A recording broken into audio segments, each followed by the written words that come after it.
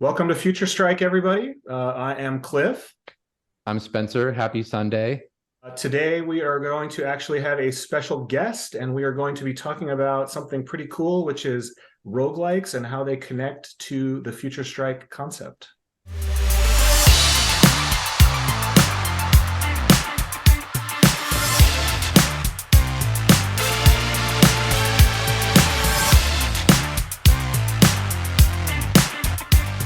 I guess we'll get started by introducing our special guest today, Josh. Hi, I'm Josh. I am a professor of literary studies and a gamer, and I'm glad to be here and talk about roguelikes. Welcome. Thanks so much for joining us. We're just going to start and just get into the tough, crazy questions right off the bat and throw you into the gamer's gauntlet. Question number one is, as you know, we're talking about Future Strike, which is a fighting game meets a beat 'em up. So question number one is, what is your favorite fighting game? Okay, so I'm not a huge fighting game person. I think the only fighting game I've put serious hours into is Smash Ultimate, with my kids and hanging out. And I'm trying to think. I played the classic ones in the arcades in the 90s, but more than that, I haven't played fighting games. Now, are you aware that your answer is like even controversial though? That Smash might not like be included. Yeah, no, I get it. I understand that this is like a different thing. Yeah, technically it's a platform fighter or something. Is that what they call it? Yeah, I think so. But that's as close as I get. All right, that's a separate episode, but it's just Okay. we can't let that pass. That's true. No, thank you for that, Spencer. Okay, well, listen, we're starting off rocky here. Let's move on to the second question. Favorite beat 'em up game? So I haven't played a beat 'em up game at all in a long time. The classic one that I remember most fondly was Final Fight on the Super Nintendo, or Final Fight 2 maybe on the Super Nintendo. Mhm. That was one that I have a soft spot for. I also really can get back into the mindset of playing Double Dragon in the arcade and how much fun that was. I can sort of still picture and feel that, even though I haven't done it in 25 years somehow. Yeah, there is a fun memory of being around the same game cabinet and you're pounding the buttons and screaming and yelling with your friends. Yeah. So before we get onto the third question, I was wondering, so it seems to be that you're super ambivalent about these genres, I guess. So why do you think that might be? Like, why have you not like, responded to the fighting game quite so much, or the beat 'em up through the years? Yeah, I think for different reasons. I mean, and I'm curious, what you'd both say about this. Like, fighting games always felt pretty technical to me, and that the jump between what you could do on your own and what you could do competitively was Hmm. a sort of barrier, in the sense of, and again, like with the exception or the asterisk on Smash, like I can sit home and play Smash with my kids, for however many hours, and then you go online and then the lowest ranked player just destroys you. And I think that I always didn't have a sense of like how to really train on them or get better in a meaningful way. But the other thing I'll say about them is that I'm the two things that draw me into games are like narrative and sort of some sort of innovation in premise. And I feel like in a fighting game, I'd like try out all the characters. I'd like be into the like seeing like 8 characters or 12 characters or whatever, and then I'd be like, I don't need to do any more of this. There's nothing left for me. Yeah. For beat 'em ups, I think like the thing is, it's not that I have anything against them exactly, but I think that you might know better than I do, but I feel like they hit a kind of a wall in development where like people weren't making really compelling ones for a long time, and I don't know that I can. I haven't played some like the new, like I know Streets of Rage and stuff. Like people were really into that, but it just never sort of occurred to me that that would be a particularly fun thing. I don't. Yeah, I don't. I'm not sure exactly why. Like I should Hmm. probably just try Shredder. Like I've heard everybody loves Shredder's Revenge or whatever, and I would like. I could imagine playing that, but I It's haven't. it's pretty fun. I mean, the funny thing is that, and you're so sort of right, is that you play the new Streets of Rage, you play Shredder's Revenge, and it's just like part of the fun is the nostalgia of it, and it's like a better version of it's like what it was in your mind. Yeah. Because if you go back and play the original Streets of Rage, it's like it's fun, but it's still pretty rudimentary, and you're like, ugh, I don't remember it being this quite as clunky as it is now for our play, expectation. Um, so I think it does a nice job of like doing that, of touching on what we remember it as when we were kids, right? Don't you think, Spencer? I think so. I would say Turtles even more so. That Yeah. the to me the gap is bigger between classic Ninja Turtles arcade and the new Shredder's Revenge, but also even like it. I would say the Turtles one even feels more like how you remember a beat 'em up feeling rather, right? Even in Streets of Rage, right? It's like you play that as good as it is. I know we've talked about this before, right? It's still like sticky in a way. I feel like in the Turtles game, they really tried to make it feel really fluid and it's really fun. Yeah. I mean, it is funny that that's kind of a whole genre of its own, is getting these games, like, not to go on a tangent, but like Shovel Knight is sort of like the new Mega Man a little bit. Mhm. But if you actually compare it to Mega Man, it's completely on another level.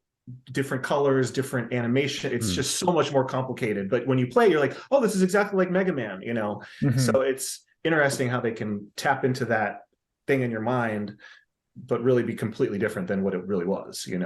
Yeah. Yeah. Yeah. Um, okay, so we've established your hatred for the things that make us feel joy. We're going to bring this all back around. This is going to be a great narrative within the show because we're going to make Josh talk about Future Strike, and it's going to be clear that he loves it just like we do. Well, that's the thing. Yeah, that's exactly it. But now, so Josh, if you had to pick a favorite genre of game, what would it be? Well, I mean, I think it's a little bit complicated because I have a sort of love-hate relationship with gaming generally, where I Uh-huh. feel like resentful of how much I enjoy it. But Hmm. definitely, like, if that's the system for me, it's roguelikes that have got me the most in the last, 5, 10 years. Those are the things that I have sunk embarrassing numbers of hours into. Like I will never be friends with anyone on Steam because I will not allow anyone to see how many hours I've put into like Now, roguelikes. are we talking triple? We're talking triple digits. I've certainly hit triple digits on several titles. Yeah. Josh is like triple digits. That's not even in Yeah. Okay. the same ballpark. Or orders of magnitude here. Yeah. Okay. Hey, that's it's respectable in its way. So what is a roguelike exactly? Oh, I'm curious, like how you all would define it. I mean, I'm paying attention to games discourse, somewhat, Mhm. but I think I understand it as uh, there's a bunch of, there's the whole history to it or whatever, but there's like a bunch of elements that I think are really important, like permadeath, procedural generation. What else? What are the other big features of them? There are a few others. I think Those might I've be seen a kind of the two long main ones, list. though, actually. I'm kind of trying to think. I feel like kind of within that, you can iterate a lot and we still call it a roguelike, I think. Yeah, I mean, to me, and what's cool about roguelikes, and maybe this is interesting, you can't do this as much with a fighting game or maybe a beat 'em up. There's a few different sort of perspectives or ways you can get at it. But I think a roguelike, you have, like you said, permadeath. You have one chance to get as far as you can into the game and hopefully beat it. And second of all, is that each time you turn the game on, it's a completely random set of things that you're going to encounter. Not completely random, but it's not the exact same setup each time. And Yeah. that's it, right? Yeah, I mean, I think that there are like others that people put on lists, but I think for Yeah. me, those are the two crucial things. Right, like those include, I think like it's games in which you do runs, in which Yeah. in which the structure of playing is I'm going to do a run, maybe I'll do another run. And I feel like, yeah, that comes out of those other elements. What's just hitting me now again is how within the roguelike kind of umbrella, you have a game like Rogue Legacy, which is like a sort of a platformer dungeony game. You have Darkest Dungeon, which is like a turn-based, RPG type of game. You have Slay the Spire, which is a card deck building type game. You have Enter the Gungeon, which is a bullet hell kind of game. You know what I mean? So it's really, you have even a game that Spencer and I have sunk some hours into to our chagrin, which is Gunfire. What's that game called? Oh, Gunfire Reborn. Gunfire Reborn, which is fun but aggravating in a lot of ways. Which is a first-person shooter. So these all have those elements to them. So interesting. Yeah, I mean, it is. I think what you get to from that, in the sense that it doesn't have to be the same mechanics or the same perspective or the same, structure of a game or genre, or even like genre of game, really. Right. Yeah. It seems like it can be a genre, but it's about these like specific features. To me, more than a lot of kinds of games, it has to do with like the feel of playing them and the sensation you get, in a sort of particular way, because I mean, it's like the key moment. If you had to sum it up for someone 100 years from now, it's like that moment where you lose, you die, your run ends, and you just like take a pause for a second. You're like, okay, I'm going back. I'm doing another one, and I'm starting at the very beginning again. And that feeling of being willing to commit in that way. That's the thing that like playing a roguelike is about for me, I think. Mm-hmm. Spencer, what about you? How do you kind of respond to the question of like what makes a roguelike and why or why not is it great? Yeah, I mean, I think what Josh said is right. The other thing that I was trying to think about was those runner games, that were really popular on like the phones and the tablets. Oh, yeah. I don't want to call those roguelikes, even though in a way it's like it's permadeath and you literally are going, or you're going on runs. So I was like, is there something else? Because those are endless, though. Yeah, they're endless runners. So maybe and endlessness, I think, actually is against the like, it would disqualify you in a sense from being the kind of roguelike that I like. Okay, there has to be an end. I was thinking too, there's usually some type of like inventory or leveling system or power up system, right? It's like your run kind of like you scale in power seems to be also maybe a part of the rogue. Like I was trying to think of ones that we would say definitely are roguelikes that don't have that, but it seems to be something like that, right? Your deck is growing, your weapons are getting better. Yeah. Something, mods, right? You're sort of like, Right. And I think a big part of it for me is that, right, not just the level design is random, like there's a random element in that, but there's like that randomness is built into the run, into the way the run develops, and that's usually through some sort of changes or that sort of stuff. Does there need to be like an inflection point in your rogue-like experience where like you can hit these qualitative breaks in power, right? Where all of a sudden you were kind of like going linear and then your build clicks and it's like, boom, now I'm like 10 times as powerful. Is that sort of a part of it? That, I think for a lot of them, that's a big element, that there's that was so much of the fun of Binding of Isaac. Like running for like the crazy OP synergy between items where you're just like, oh, now I can just like, now there's, I mean, it's weird that there's fun in this, but that's what's interesting, is that like the challenge of the game disappears because they've allowed for a synergy that's just unbelievably overpowered. And then you're just like, okay, now I can just like waltz through the rest of this game, but there's something so satisfying in it because it's rare and you've been close to it, and then you finally get it. Yeah. Well, and it's also that and I know Spencer and I have been talking about this game a lot lately. It's kind of the talk of the town in a way. I don't know if we're past that point already, but Vampire Survivors, which is certainly a roguelike. Yeah. Right. Every game is, but I would say after about 2 or 3 hours of playing that game, I was able to unlock that build that we're talking about, where you can just walk around and just kill everything and just stand in one place and just guys are just dying around you. And it's just, but it is satisfying. And I think like part of it is that you have worked to build that. It feels organic somehow. And, that's something different than, and you've built it in real time in a sense. It's not, I've spent 75 hours on this character in an RPG, and okay, it's like I restarted it and I started again and I did this and I did that. It's like I built this in the past 20 minutes, and he started as this little weakling and now he's throwing knives all over the place, and it's a fun and quick satisfaction point too. Mm-hmm. Yeah, and I mean, what I particularly like with that sort of stuff is in a game like Spelunky, that the moment you get like that, there's a sort of risk reward to anything super OP. So you get the jetpack, which is this incredible thing. It allows like you to do whatever you want, but it's going to blow up on you. Like if it's like tapped by at any point. And I think that sense of like, oh, I'm just there. I have everything I need. I can like settle into this. This is the time I'm going to actually, beat the game. And then some tiny thing goes wrong. And the frustration of that is like just a delicious, part of the whole situation. It's true. So let's just kind of talk first about the challenge of a roguelike.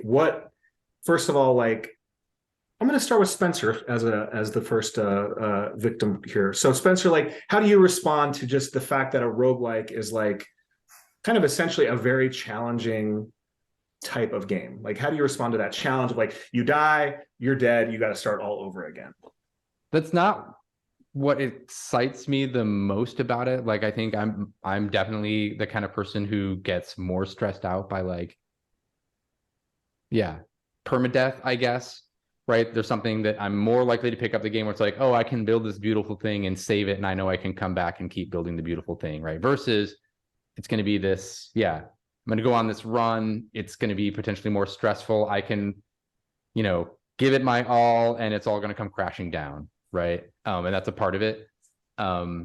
So that's not my natural inclination, but there are definitely games like the one you just mentioned, so like Vampire Survivors, or we'll talk more about these games as well, but things like Hades or Slay the Spire and stuff like that. Like there's sort of these really elegant ones, I think, that I am drawn into, and the challenge is just a part of it, right? You just sort of know that you stick with it. If you learn to understand the systems and practice, you can manipulate the systems, and then it becomes the run is like an expression of you, right? How you want to play it, your ability to adapt, right? And do these things. Like I feel that way. I mean, especially with Vampire Survivors, again, because that's what I've been playing recently. It's like now when I go into it, it's just like, oh, well, what build do I want to make? How OP do I want to be? How do I want to express, the way in which I'm going to mow down these, hundreds of thousands of monsters, right? And that can be fun. What about you? So like, as far as challenge versus frustration, like how do you think about that for the roguelikes? I mean, it's an interesting thing to think about challenge. Like I was thinking when Spencer was talking, a lot of the pleasure of games is a feeling, sometimes an artificially created feeling of overcoming challenge, right? Like it's a lot of what you come to a game for is a sense of like at first you can't do this, and then you're able to do it. And I think like in some cases with a roguelike, what really pleases me about it, and this was like the case of like Spelunky 2. I never played the original Spelunky in a serious way, but I played the Jesus out of Spelunky 2. And really it was the kind of thing where you're building skills. Like you have to like learn the skills to now, and not just like memorizing a pattern like in an old platformer, but memorizing systems or interactions or sort of assessing situations, and getting like very, very good with the controls. And if you can do all that stuff in a very fine-tuned way, you can start to succeed. And really it's like learning, it's like learning anything. It's like learning a language or learning, some skill set. It really, the game teaches you and forces you, and like the frustration is there, and a lot of the sort of world building and the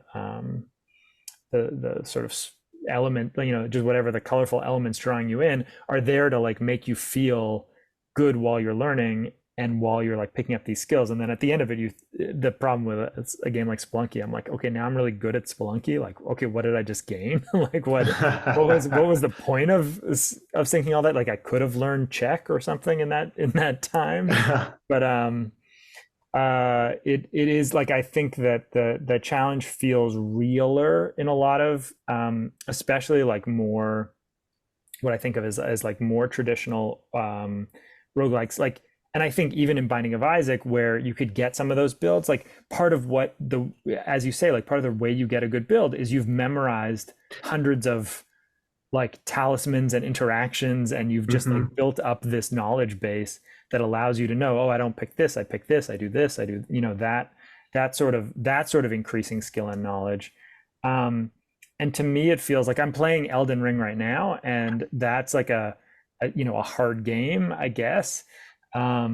But I think it also feels like in the leveling system, it's like I just know that if I just at some point I'm going to grind, and like my level will go up and I'll be stronger, and then I'll be able to do stuff that I can't do now. And to me, that feels a little bit like an artificial challenge. Honestly, as I think about it, as you were talking about it, like as much as I loved Hades and enjoyed playing it, it feels a bit fakey to me, because it so clearly makes you earn basic abilities. Like it makes you earn the ability, like all the stuff that is absolutely necessary just by, in the first 20-30 runs you like gain so much of that stuff. So it's a very clever way to make you feel like you're getting better, but I'm not sure how you're getting a little bit better technically at the game, but not much. Well, what's interesting is that Hades is like one of the big hits of the past few years. And people, oh, it's a roguelike, and it's a roguelike, and that's potentially why, right? Like the noobs can come to it and appreciate it and feel like noobs, right? I mean, I'm a noob myself, but you know what I mean? Like people who would probably get more frustrated with Spelunky too, which, I mean, I've played quite a bit of both of those games, and at a certain point I'm just like, all right, like screw this. I hate this world. I don't want to be Indiana Jones that badly, and this guy is an inch tall and he can't jump and all these different things. But Hades, you're inevitably going to get better. And right. And I think with I guess we'll get into it, but like Spelunky too just has such a skill part of it. A part of it is like just the skill of the platforming, which is a whole other thing, which is difficult unto itself. Yeah, I mean, there was a part of me playing that game that felt genuinely like, how could I do this? How can I possibly do this? It seems impossible. Yeah. But because I've been playing platforming games my whole life, I said to myself, like, I know, like, I'm never going to be a speedrunner of this game, or someone doing like crazy Kaizo mods of this game, which people love making. But it just seemed like I know I can. Like I know that they made this game in such a way that I'm gonna be able to do it.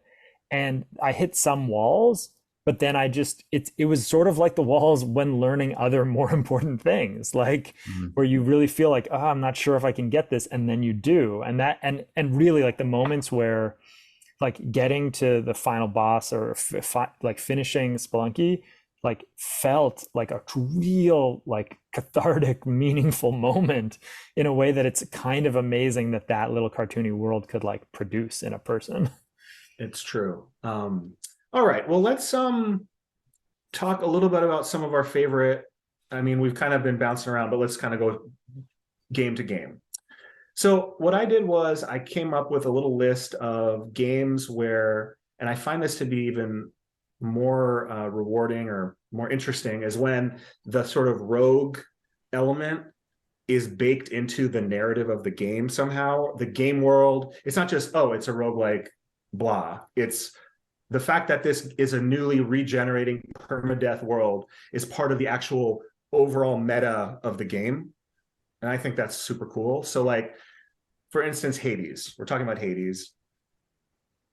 I don't know, someone else describe how that fits into the fact that it's a roguelike, there's permadeath, but how does that fit into the kind of meta of that game?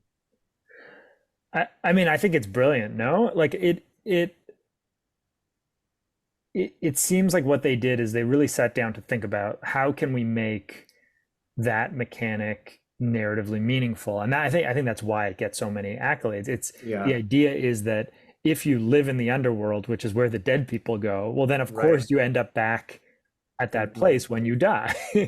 And you know, I think we don't have to say spoiler, like we don't have to care about spoilers here. We're fine. I But don't think like so. the moment, the one of the moments that like, you know, I love in Hades is after you beat, like after you really succeed, like you beat Hades 10 times or something, and then you get to go see Persephone, and then you like die of natural causes so that you end up back so that you can do more runs. And it's like so brilliant, Uh-huh. so narratively charming that like, of course, right? Like if every time anyone dies, they end up back in this place, then eventually you're gonna you're gonna get back there. And I mean, I think that's it's really brilliantly done.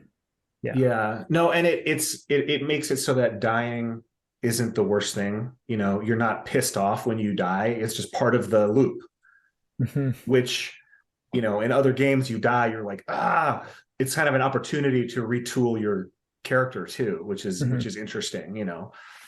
And I really Um, like the way that they make that the base for the narrative too, so that you yeah, know, I mean, you know, you're gonna show up there and people are gonna have like the NPCs are gonna have new things to say to you, and you're gonna have like it has a I mean it has a just a beautiful rhythm of okay, I'm just gonna like I don't have to wait long, but I'm just gonna hang out here. I'm gonna hear a couple things, which with amazing voice acting and amazing character design, and you just feel like okay, that makes sense, and it sort of contextualizes like why you're doing it again. Yeah. yeah, and just the straight up art direction in that game is just amazing. Yeah, it's so incredible. Yeah, Yeah. Spencer and I have talked about that. I mean, that company is super giant. I mean, model as far as I think their consistency and the quality of their stuff. Um, Yeah. so Absolutely. Now to move on to, I don't know, I've played quite a bit also of Rogue Legacy. I've never Any? played that. I don't know, Spencer, have you played that? I played that one. Yeah. I mean, I wouldn't say I played it a ton. I'm no master of that game, but yeah, I played a little bit. Enjoy it. Like I like the way that every time you die, you come back and you're like picking a descendant, and there's kind of like different mutations or whatever you want to call them. You inherit like yeah, recessive genes and things like that. And some people are colorblind and some are, you know, have gigantism or Yeah. they're super small or, you know, things like that. It's funny. I've always wondered about that. Like, I've never played that game, but I know that that's the sort of premise of it. But do they show you in your home life, like having a partner and like, you No. know, like engendering a child? Because it seems like that's very important. You know, you need to see that before you set off on the run. That's actually very, that would be that's going to be in the expansion, right? Is like, okay, there's the part where you have to choose your mate, and based on who that is, okay, who's my descendant going to be to conquer the castle, you know? Yeah. And I gotta talk about Slay the Spire. I Mm. think if I had to actually pick a favorite, like of the roguelikes, what I've sunk probably the most time in to, other than maybe Isaac, but I think Slay the Spire is just genius. I feel so weird that I haven't played it. Like I'm 100% sure that I'm gonna like it and that it's going to be great. I before I played Inscription on someone's recommendation, I hadn't really been playing a lot of like deck building card games, and so I thought I wouldn't like it, but I liked just the card game aspect of that so much that I'm sure I'm going to love Yeah. Slay the If you Spire. like the cards in Inscription, you'll like the cards in Slay the Spire. Yeah. Slay the Spire is just it's just thinky, but not too thinky, but not like too mind melty, but you can just get some fun combos and you know, and it's purely, you know, it feels very, very random. You know, you don't quite know what you're going to get around each corner. And it's the same kind of thing when you first start the game. You're like, what are these cards? And I was never I mean, Spencer turned me on to Magic, and that's a whole other crazy, crazy world. But for me, it's like this is just the right amount of challenge where I can feel pretty smart and powerful and build a cool deck. And I mean, it's just and that element of climbing lake up, and finally slaying the spire is built into it. It's not like super narratively rich, but and I don't really quite know like how do the cards really work in the reality of the game. Like, does he have a deck of cards in his back pocket and he throws it down, and who cares? Why are they fighting with cards? Like what is that? Yeah. Yeah. Binding of Isaac. Got to talk about it. It's like one of the big daddies of like the roguelikes, right? Everybody loves it.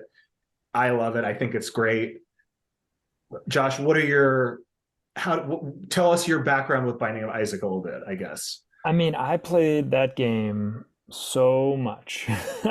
This was like some years ago, but I really found, I mean, that was, I don't know that it was my very first of these kind of roguelikes, but I it fit into my life in like a kind of beautiful way. I mean, gaming as a grown up, like I have kids, I have a job, I have all this stuff. I don't have a ton of time for it.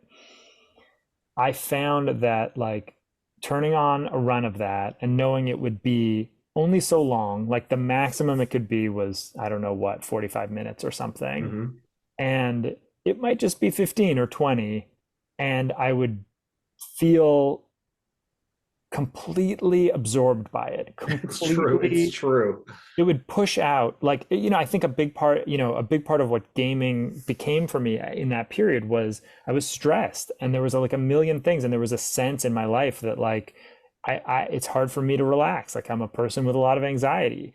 And as strange as it is, playing Binding of Isaac was like calming for me because it pushed everything out so effectively. Like there's really not a second when you're playing to think about what you have to do tomorrow or what you've been asked to do or like, your to-do list or anything. And I think that even in moments when if I felt really like, for me, I sometimes struggle with anger and I would like get agitated, and I would know like a thing I could do is I could like turn on a session in that game. And at the end of 20 or 30 minutes, I wouldn't even remember the feeling I had at the beginning, right? I would just be like, I would like cleanse out of it. That's interesting. I was about to say that if Binding of Isaac is your quote happy place, that says something. It's a little bit of an interesting thing going on. But I do definitely see how it could be cleansing because it is a dark, twisted. I mean, I was thinking like earlier, I was just playing it before we all got on this. Like, would the game work if it was the same exact gameplay, but not in that disgusting kind of grimy, gross, horrifying world that it takes place in? This religious kind of these poops everywhere. And I mean, it's really not a pretty game. But I'm interested in what you think about that because it does have like a coherence and a vision to it, and it is that. But really, for me, it's like I stepped into a teleporter and I'm back playing the dungeons in the first Legend of Zelda. Yeah. Except that they're infinite and so much cooler and they go on forever. And it really like if it's a Zelda Pigman thing, or if it's one of the weird poop creatures in that game, like it doesn't matter to me. It's really goes back to what you said. Like for me, it's I think the top down like whole system and what it plays like. Yeah, I'm not even sure that I think very much about how weird and gross all the elements of it are. I mean, I can't help. I forget sometimes, but then like every so often, and I think this is one of the brilliant things about it, is that, every once in a while you come across kind of a mini boss and it's like Isaac versus sloth or Isaac versus anxiety or whatever. And it's this version of himself that you're fighting. And it's whatever his like attack is kind of a little reminiscent of what that emotion would be. And it's, these weird crying baby noises are happening. And I kind of am whipped back into, oh, like this is a deep, there's something going on here that's not just pure gameplay. Like this is commenting on something, and it's a very richly thought through kind of world. And I'm having to think about it. I mean, I can't just forget that. And I think that I don't know. I like it, but it's hard to imagine like if the game was just, just imagining it was like little demons and fire monsters or little goblins or something. I don't think it would be quite as compelling. You don't think? I mean, I haven't played a lot of Shovel Knight, but isn't Shovel Knight like just as compelling, even though I don't know, like that lore is just random weirdness? Yeah, it is. I mean, Shovel Knight is definitely you could kind of memorize the where you jump and where you go because it's patterns. The levels are the same each time. There is a roguelike Shovel Knight out now. Yeah, that new one, yeah. Which I played just a little bit, and I haven't like hooked into that one quite yet. But there's something about the Isaac. I mean, it's just so weird. He's crying, the tears, and every time I go into it, I'm like, okay, here we go. And the music, and it's just, I don't know. It's I mean, it's interesting to me that you say that, because I have to say, like, a thing that I can't not talk about when I think about gaming is just the sort of metaphors or narrative moments in so many games are so repulsive to me, right? Like they're so distressing. I never want to hit someone with an axe. The idea of hitting a person with an axe is like a horrible, horrifying idea to me. How many times have I done that in a game? Like truly an infinite number of times. Right. And there. What I'd say about that is that those things aren't meaningless. They're not nothing, but I'm not sure what to make of them as the sort of stuff of the activity that, of the time I spend with these objects. It's just a very strange thing, because I mean, what I value about the Binding of Isaac is it sort of points that up, because if it's just knights and goblins and imps and you're just like hitting imps in the head with a pike, no one will like blink an eye. We will never like even like doubt that for a second. And like that's normal. But like shooting poop at like random at like monsters that are called mom feels like it actually tells you like, wait a minute, like this is strange. What you're doing with your time is like a weird thing, and you should think about it. That's true. And yeah, that's a very interesting, I never actually thought of it that way. Like I always sort of thought like, okay, this is the game creator. I know, what's his name? Edmund Macmillan or something. Yeah, Macmillan. He came from a sort of a very interesting background, and this is his way of working through that. And all of his games have this gross kind of Meat Boy. And I just started playing The End Is Nigh, which is it's like another really hard platformer game, but you're trying to like find friends, but they're actually like pieces of a tumor, and you're jumping around, and it's a very similar type of gross, dark, ugly world type of thing. But that's interesting that the weirdness of the world itself might be a way of pointing out that what we're doing to spend our time and kind of de-stress from our day is killing goblins and whatever. And this is just doing that to the most absurd level possible. Like this is just putting it right out there. Yeah. I mean, I do, to give it credit, the Binding of Isaac has a slot machine in it. Yeah. And I really do find myself thinking about these roguelikes as like slot machines, that they're basically like hyper complex, engaging slot machines when randomness is a huge part of them. And that's part of what makes them so sticky, because our brains are built, and like the social media companies know this, that like just a regular random drop of good, bad. I had a friend who's a tech guy who said that like he felt this stuff about randomness, and what he would say is like if his kid did something good, he wouldn't give them a reward. He'd let them roll a die, and if they rolled a 4 or whatever, then they'd get a reward. So like every time they did something good, they got into this random thing. But like, of course, they liked it so much. Like we like the rolling the die and getting the reward better than just getting the reward. And there's something about these games that's like so powerfully, frankly, addicting. Like I feel addicted. I was addicted by I think any measure to The Binding of Isaac.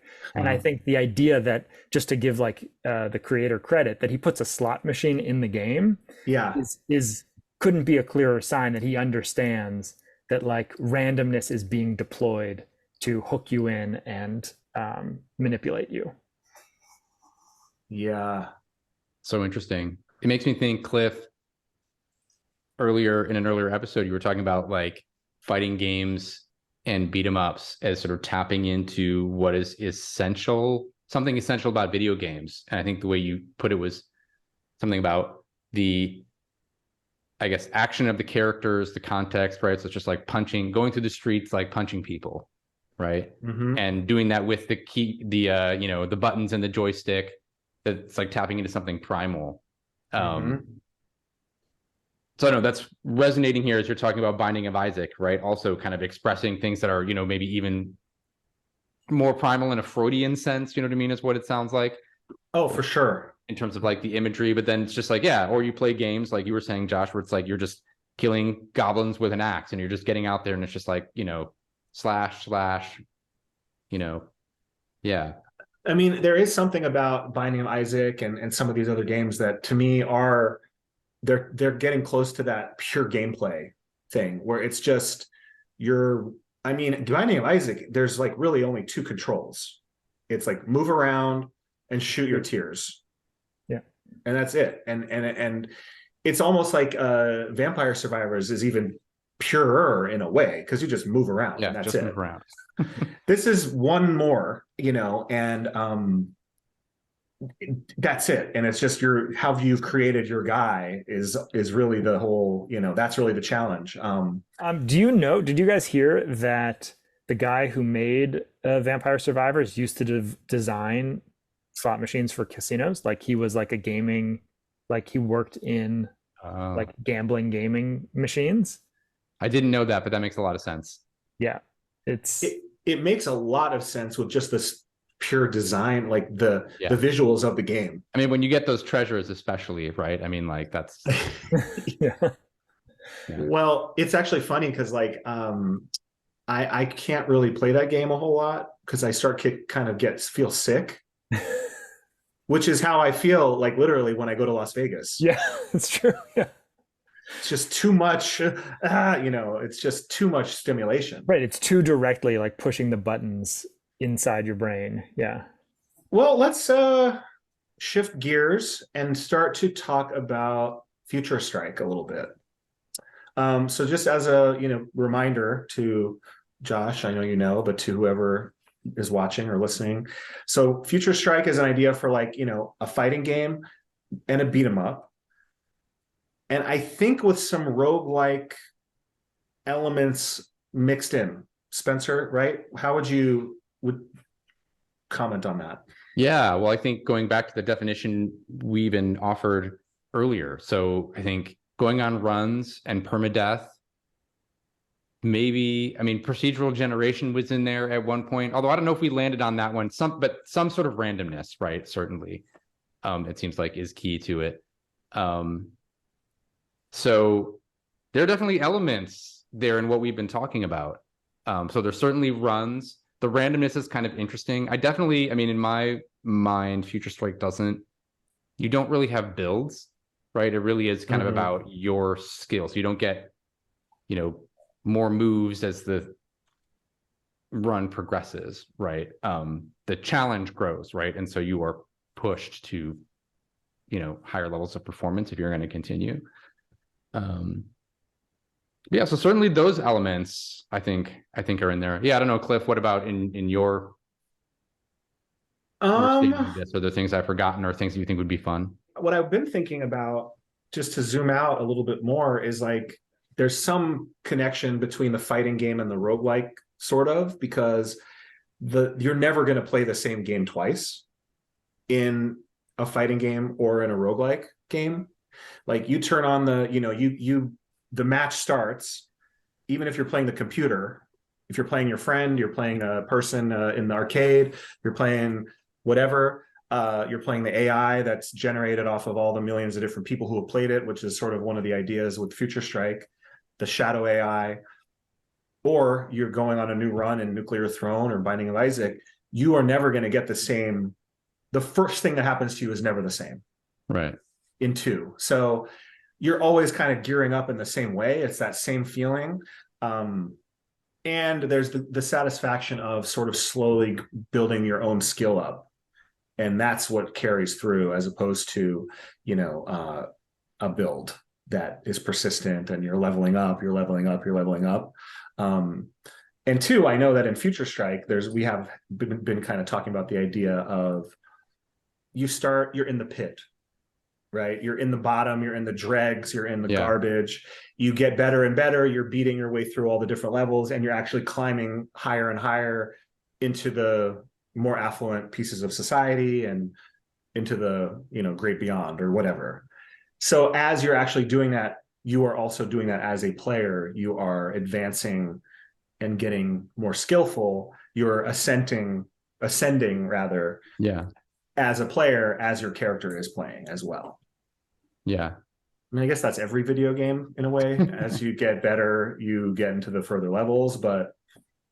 Well, I don't know. It's interesting. I mean, that's not really, I think, I don't know, maybe we should get Josh's opinion on this, but I'm trying to think that it doesn't, I think, quite line up with the traditional roguelike view, right? It really is like you're really back to square zero. You might have the knowledge, but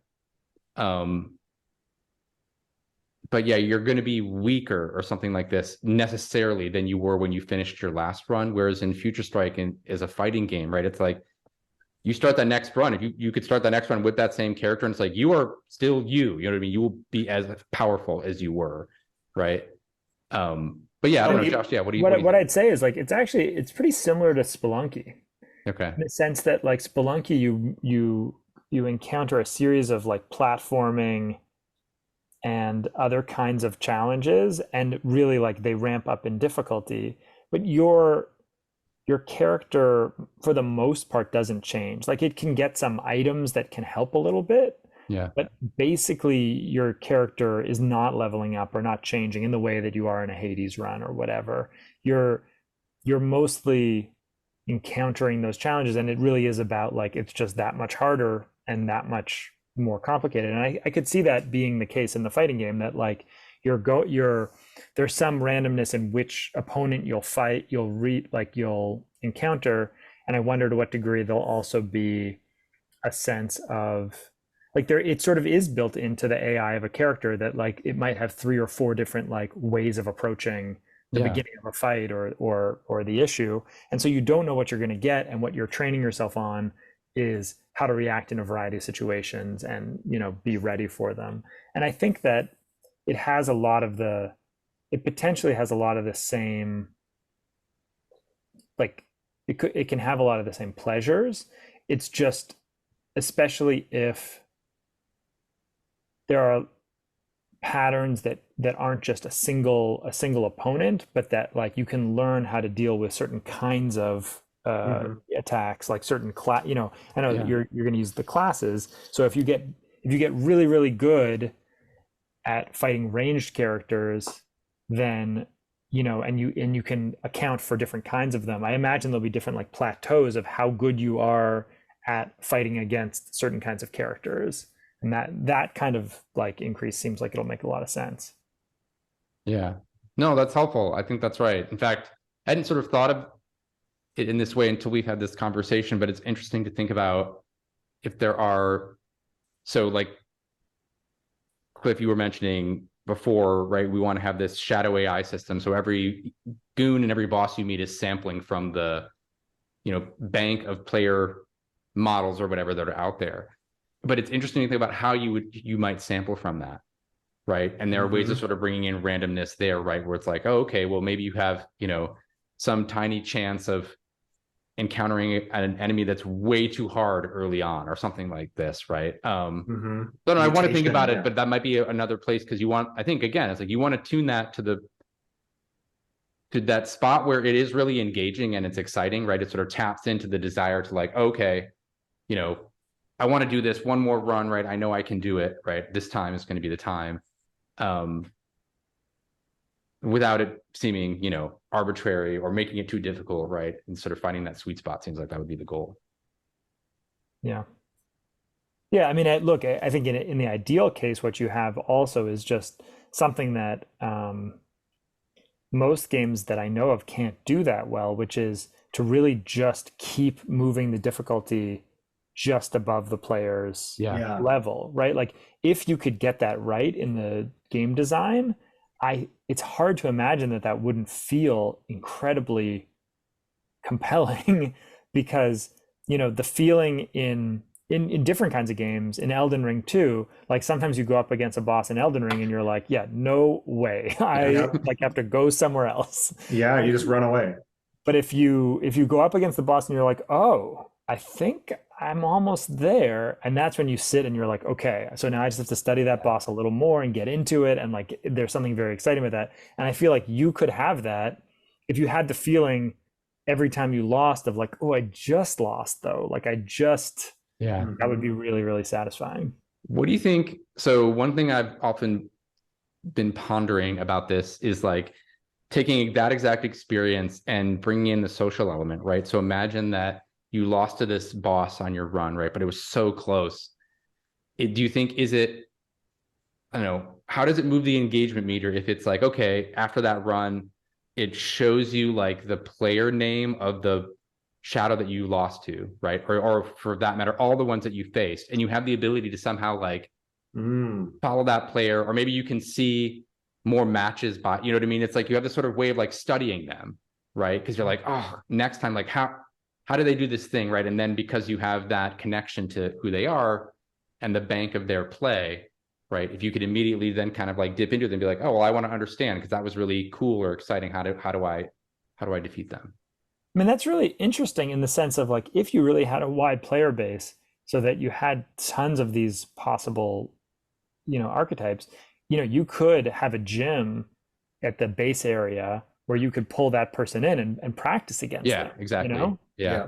That would be, in a way, that would be like a very big quality of life improvement in the sense that one of the frustrations in all sorts of different kinds of games, like and especially in a roguelike, is like, okay, now I got to do all this stuff to get back to that place so I can I can just like I have to remember what I did wrong and then like do 20 minutes of stuff to like get to that place where I get another shot at it. And it would be really like to still insist that they have to do that, but to say you can practice that thing that was the problem before you start on that 20-minute commitment seems somehow like really appealing.